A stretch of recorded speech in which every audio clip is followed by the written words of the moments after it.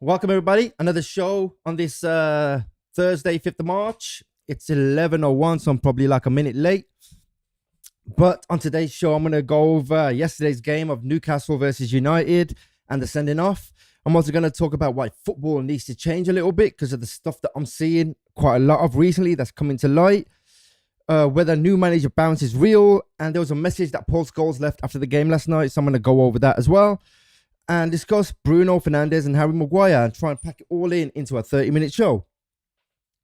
So that's basically the plan for today. But let's start off with Newcastle and Manchester United. Now, if you guys watched yesterday's game, you would realize that performance and that defeat was coming for a while. I mean, we didn't play well against Everton. We didn't play well against West Ham. We didn't play well against Palace. So it has been coming for a while. And I'm not going to lie, Newcastle deserved to win that. We were poor. It was an all-round poor performance. We were slow. There was no urgency in our play. And we were just shut off. Even after they went down to 10 men, you think, yeah, we've got an opportunity here. But we seem to struggle with 10 men. And it's, oh, man, I think it's the fifth time this season that's happened where we've gone down to 10 men. And I don't think we've really won many of them like we should have. But Newcastle was still all over us. The gameplay was good. But there was a lot of time wasting as well in the game. But I'll speak on that in a little while. But if it takes us 20, 25 minutes in the second half to get our first chance on goal, you know there's a problem. And I foresaw that problem when we played West Ham. I thought it might be a little niggle because we seem to struggle playing 2 games a week or 2 games like 3-4 days apart. If that's the case, we really need to do something about this in the summer because come next season, and if we do qualify for the Champions League, it's going to cause a bit of an issue. And that's how I see it. It's going to cause a bit of an issue if that happens. So, yeah, it was a disappointing performance. I mean, Joe Linton and Tonali were all over us, especially Joe Linton on the first half. He was running at us. He was coming through that midfield like a bullet. They just really cut us apart. And fair play to Eddie Howe, fair play to Newcastle, because I'm not going to sit here and say, yeah, the best team lost or the best team won or all that stuff, because it was obvious from yesterday's game that Newcastle were the better team. But I didn't really think there was any outstanding performers either. Xerxes come on in the second half. He tried to create a bit of that momentum, trying to create a bit of that pace. And to say that a sub coming on probably like the 75th minute or something like that played better than the whole team is shocking. But then it happened with Newcastle where the sub come on and he scores the winner for him. So regarding that second goal though, I mean, it was a nice little break from them. We had chances, opportunities to get the ball into the back of the net, but then they broke and it was a great chance for them to hit us on a break and they got the goal that he needed. But I want to know what Malacia was doing right here. Malacia is not even facing the ball. He's got his back to the ball. They're not closing him down. They let him run. And that's how they scored. Should Lamans have done better? Should he have dived? Maybe. I don't know. I don't really think he saw it coming till too late. But they're ahead of us. They won the game. They played better. I think we had a lot more possession in the second half, but it reminds me of the game we played when we played at home against them under Amorim, where we went 1-0 up and then they kept coming at us relentlessly. They were the better team then as well. So maybe Newcastle has been a bogey team this season. We just can't seem to get anything going against them. And in both games, they were the better team. The first game we won. Second game we lost. And the better team won.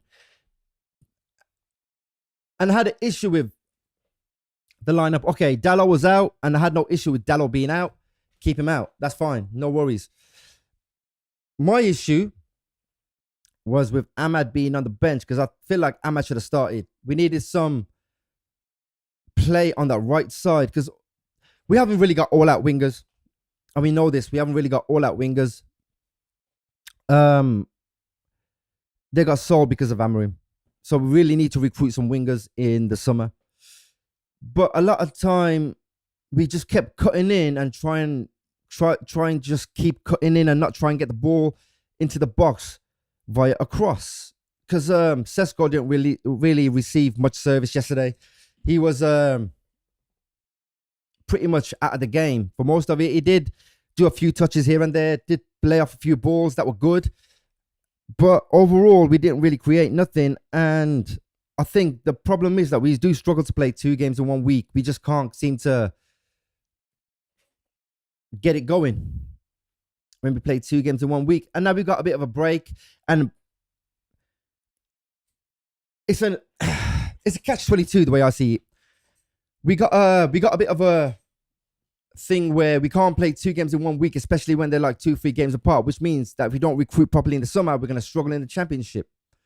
At the same time, currently we have big gaps between our games because we're not in the FA Cup, we're not in the Carabao Cup, we're not in the Champions League, we're not in Europa League.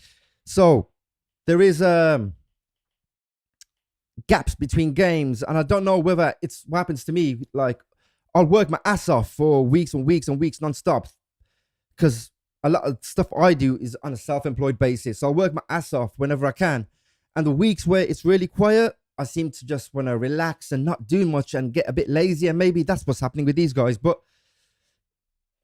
at the same time, it's just 2 games in 1 week is just not something that we can do. And the sending off for me personally was not a sending off. There was stuff like that happening all around the pitch, everywhere. The simulation stuff was happening all around the pitch, and I reckon he should have just been given another chance before he got sent off, not to do it again, give him a little slap on the wrist, and if he does it again, then send him off. But for me personally, that was not really a sending off. Okay, so moving on to why football needs to change. Now, a lot of these games that I seen over the weekend really had me bothered because if you watch the corners now, the corners against Everton, the Arsenal corners and stuff like that, it's literally like, what was it Main who said on his Instagram? It's like a Royal Rumble. It's like a free-for-all. Everybody's holding everyone. Everyone's pushing everybody. Everybody's grabbing everybody. Everyone's pushing each other into the goal. They're trying to block the goalkeeper's view. And that's been happening for a while. And also I've noticed that players seem to go down just off a tap. And then they'll stay down for a long time. Just a time waste. And I'm glad that I went over these new rules that are coming in for next season, and I'm glad one of the rules is about time wasting because that needs to just be cut out the game altogether. Just get on with the game, play the game like we used to back in the 90s, and score goals, win games, stop wasting time. But a lot of players just seem to want to waste time quite often, and that bothers me because it's just wrecked the game up. This season has just been a whole wreckage. Yes, we've had a better season than we normally have. We're up 3rd at the moment. Still in 3rd because Villa lost yesterday. And Liverpool obviously lost the day before. But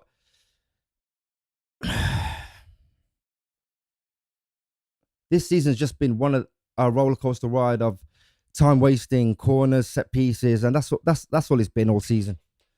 And it's I'm not sure what you guys think, but that's basically my opinion on it. If you have an opinion, just leave a comment, leave a chat. And we can talk about it. But it's ridiculous. And people go on about this new manager bounce. I've never believed in new manager bounces. I mean, look at Forest, look at Spurs, look at West Ham. They've had new managers this season. Forest have had 4. There's been no bounce off it. So this new manager bounce stuff, when people go on about it, I just think it's bullshit. I really do. I think it's BS. Amorim come in, where was the new manager bounce for him? There wasn't one. Fletcher come in, there was no new manager bounce for him either.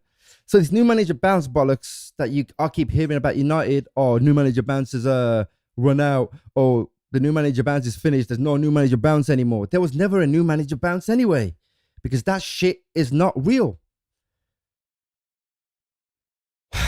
Man. But going back to the game, yeah, it was a really disappointing performance. But what really wound me up was after the game when Paul Scholes tweeted this. Just trying to get it up on the screen for you.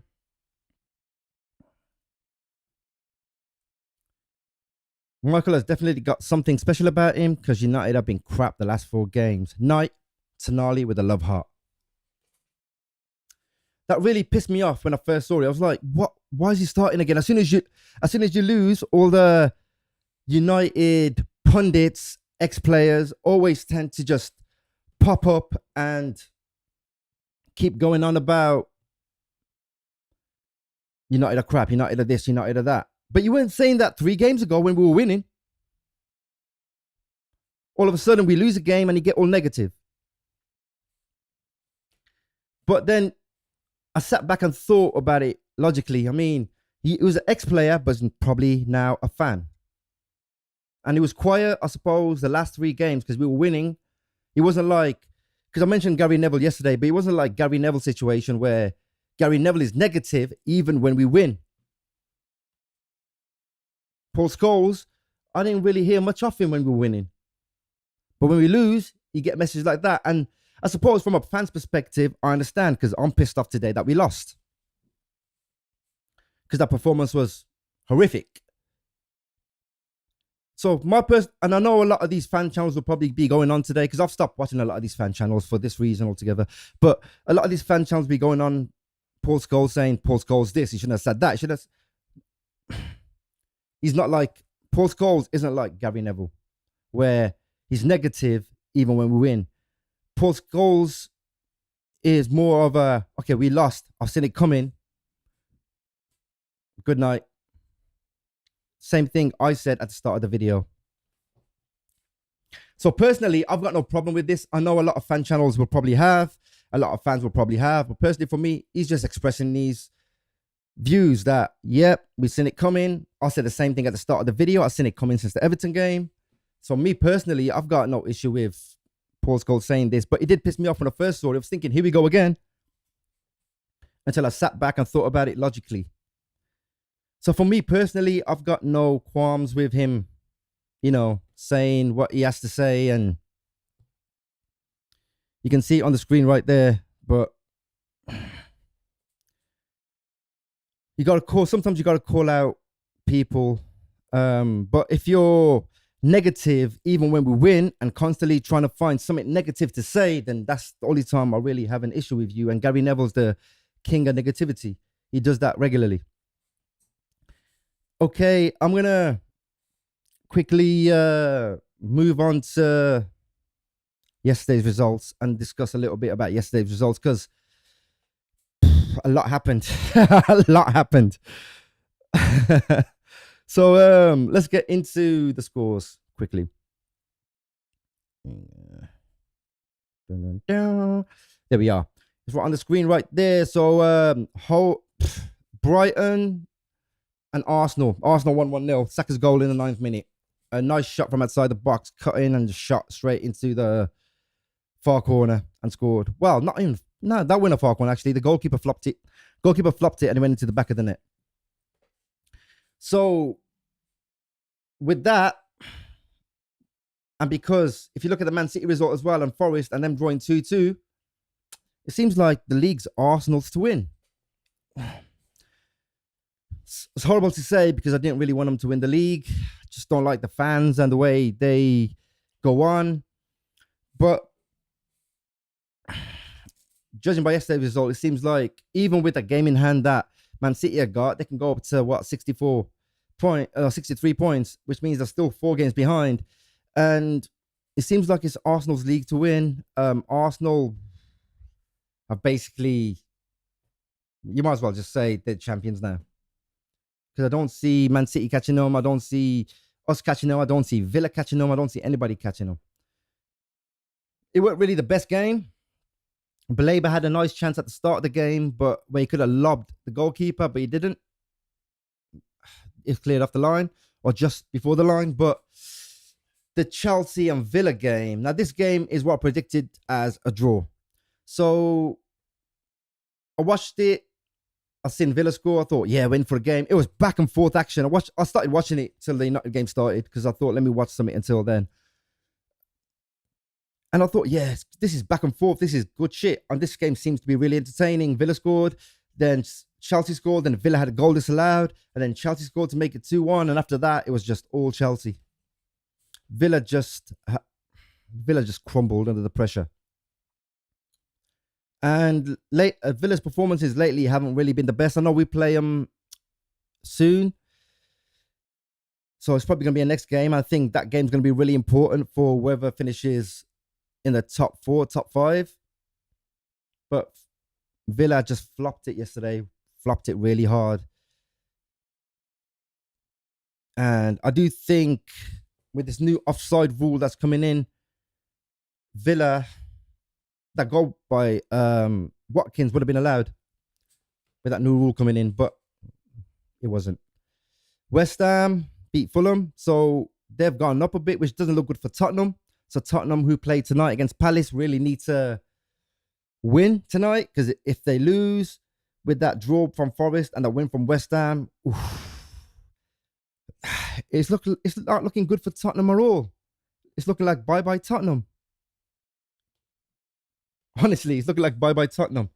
But it depends how Palace come out and play. It depends how Spurs come out and play, because I feel like Spurs have down tools quite often. So, yeah. They're really struggling at the moment. So are Palace, but I think Palace would probably win tonight. Let's just say it's an inkling that they might win tonight. If I'm wrong, I'm wrong. I'll hold my hands up tomorrow and say I'm wrong. I'll come on this channel and talk about it even further. But I do think Palace are going to win. And then Forest and West Ham, all they have to do is just win out, really, or win a few more games. And then Spurs are definitely going to be in trouble at that point. But the top, I'm going to go over to the Premier League table, because the top fight for third is getting really hot. So this is what I was saying about Arsenal. They've draw, 1-1-1 the last 5 games, so 2 draws, 3 wins, 67 points. And Man City, they had 4 wins in a row and then drew. And now they're on 60 points with a game in hand. So they could go up to 63. But I don't really see Man City catching up to Arsenal anymore. I did before yesterday's games, but now I don't. I really don't. You got us in third, Man United with 51 points. You've got Villa in fourth with 51 points. We could have gone 3 points clear of Villa if we had won yesterday, and 6 points clear at Chelsea, which would have given us a bit of a breathing space, and then it would have put us 54, would have put us 6 points behind Man City. But then we play Villa, so that'll be a tough game, because if we lose against Villa or draw against Villa, and Chelsea win and Liverpool win, that closed the gap. So we're not safe in the Champions League spot. Yeah, I was hoping to secure it yesterday and try and create a bit of a gap, but it didn't work, because Liverpool are still in it and they're in 6th with 48 points. So they're on same level of points with Chelsea, just Chelsea have scored more goals. But Brentford aren't far behind them either. So if I go to the bottom of the table, this is what I was discussing. Tottenham, there with that win, takes both West Ham and Nottingham Forest with that draw onto 28 points. And Tottenham are there on 29 against the 14th place Crystal Palace, who are on 35. But West Ham's record is 1, draw, lost 1. So they've won 2, drawn 2, lost 1. Whereas Forest's record is drawn 2, lost 3. Spurs have a worse record than that. Drawn 1, lost 4. And Palace's record is drawn 1, won 2, lost 2. So there's all to play for still this season. Although I do think Arsenal have just gone ahead now, and Arsenal have pretty much done it. The league is theirs to lose. Never mind, eh? Okay, so I'm going to discuss Bruno Fernandes. He got an assist yesterday. It was off a free kick. Great cross into the box. Good goal. But rumor has it now, I'm going to read this out because this is what I read online because I did a bit of research into this just to get a bit more clarity on it, although I did have some kind of idea. So Bruno Fernandes will decide Manchester United's future at the end of the season, and it will depend on the Champions League qualification and if they keep Michael Carrick as a head coach. The club want Fernandes to sign a new deal and will be willing to pay $400,000 per week. But Fernandes hasn't made his mind up yet because he's not about the money. So for us to keep Bruno, we need to keep Carrick. We need to be in the Champions League. And then he's going to get $400,000 a week to stay with us. $400,000 a week, man. Damn.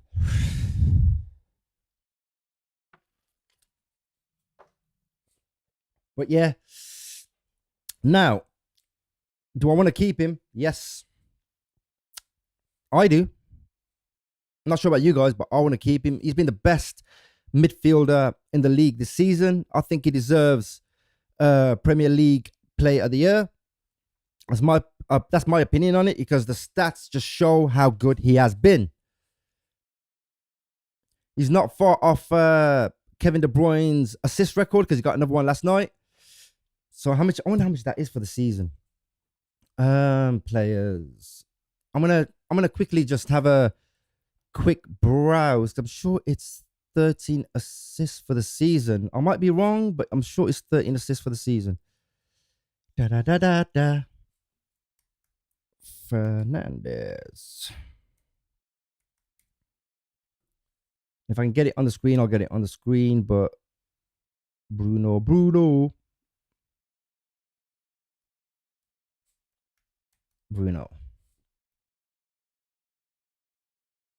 Oh, there he is, right at the bottom.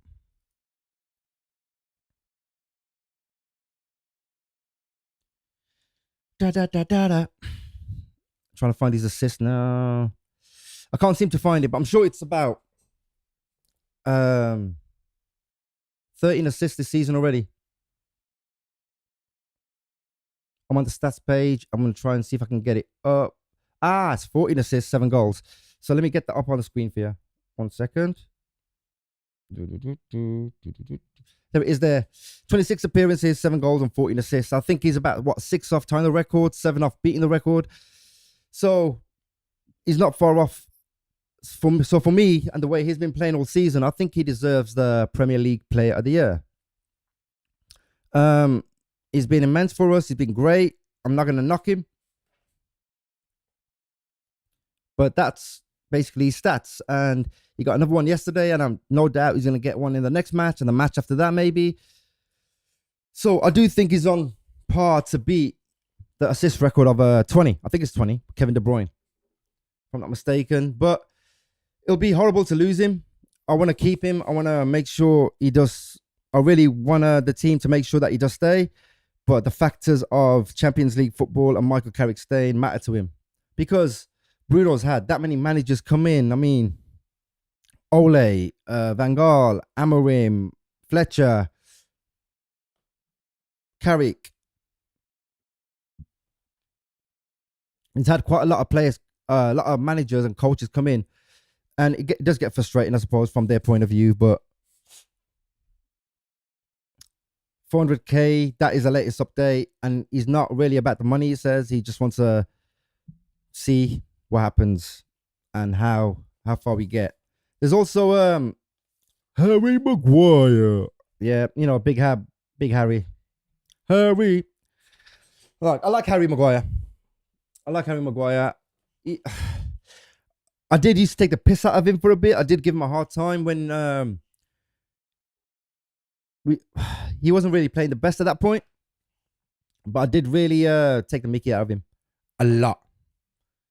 But I do like the guy, and I do really think that it's time that he does move on. But who are we going to get in to replace these defenders? I mean, there's rumors that, what's his name? Martinez. There's teams that want Martinez. We can't be losing Martinez. We've got Euro and Heaven, who are still young. Euro's, I think, a lot more experienced than Heaven. Heaven's still young. He's still coming through. He's still learning stuff. He's still progressing. Although when he did start under Amorim, he played really well. He played brilliantly. So I got no qualms with Heaven. But I think according to this, the extension is expected to be short-term, perhaps 1-year contract with an option for a further season, reflecting Maguire's age and desire to stay and contribute.